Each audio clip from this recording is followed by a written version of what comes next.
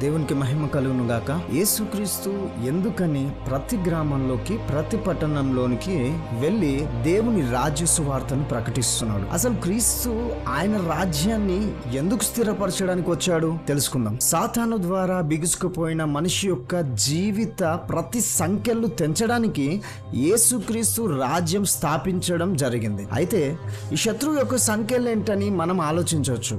ఉదాహరణకి మనకు కలుగుతున్న అనారోగ్యాలు, మనకు కలుగుతున్న ఈ అప్పులు, ఇలా అనేక రకమైన బానిస వ్యసనాలు, మనిషికి ద్వేషం, అసూయ, విద్వేషాలు, మత ఘర్షణల, కులాల ద్వారా ఒకరిపై ఒకరికి ప్రేమలు లేకుండా శత్రుత్వం పెరిగిపోవడం, ఇవన్నీ కూడా సాతాను వేస్తున్న ఉచ్చు, ట్రాప్.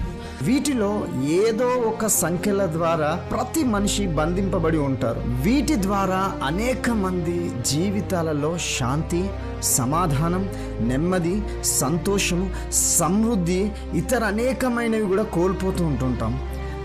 మనం ఎటూ తోచలేని పరిస్థితిలోనికి చివరికి జీవితాలను ముగించేద్దాం, లేదా ఎదుటివాని జీవితం కూడా ముగించేద్దాం అనే చివరి దశకి అందరం కూడా చేరుకుంటాం. అయితే ఇదంతా కూడా మన సొంత కార్యాల ద్వారా, మనకు కలిగిన సొంత ఆలోచనల ద్వారా ఇదంతా కూడా మనమే చేస్తున్నాం అనుకుంటే మాత్రం పొరబడినట్టే.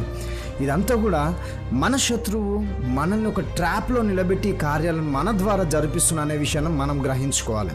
చూడండి, ఒక వాక్యం చూసుకుందాం. ఎఫెసీయులకు రాసిన పత్రిక 6వ అధ్యాయము 12వ వచనంలో చూసుకున్నట్లయితే, మనం పోరాడుతున్నది శరీరులతో కాదు, కానీ అధికారులతోనూ, ప్రస్తుత అంధకార సంబంధులకు లోకనాథులతోనూ, ఆకాశ మండలమందున్న దురాత్మల సమూహాలతో మనము పోరాడుచున్నామని వాక్యము సెలవిస్తుంది. మనం పోరాడుతున్నది శరీరులతో కాదు.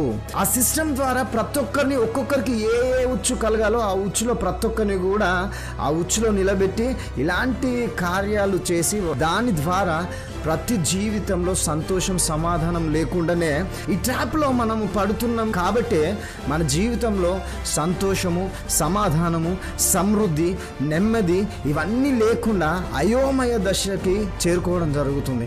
వీటన్నిటి నుంచి విడిపించాలని, మనల్ని ఒక ఉన్నతమైన స్థానంలో ఉంచడానికే దేవుడు తన యొక్క ఉద్దేశాన్ని నెరవేర్చడం జరుగుతుంది. ఆ ఉద్దేశమే లూకా సువార్త 8వ అధ్యాయము 1వ వచనంలో, వెంటనే ఆయన దేవుని రాజ్య సువార్తను తెలుపుచు, ప్రకటించుచు ప్రతి పట్టణంలోని, ప్రతి గ్రామంలోని ప్రతి ఒక్కరి దగ్గరికి ఈ రాజ్య సువార్తను చేర్చడం జరుగుతుంది. ఆయన రాజ్యము భూ సంబంధమైనది కాదు, ఆయన రాజ్యము ప్రత్యేకమైనది.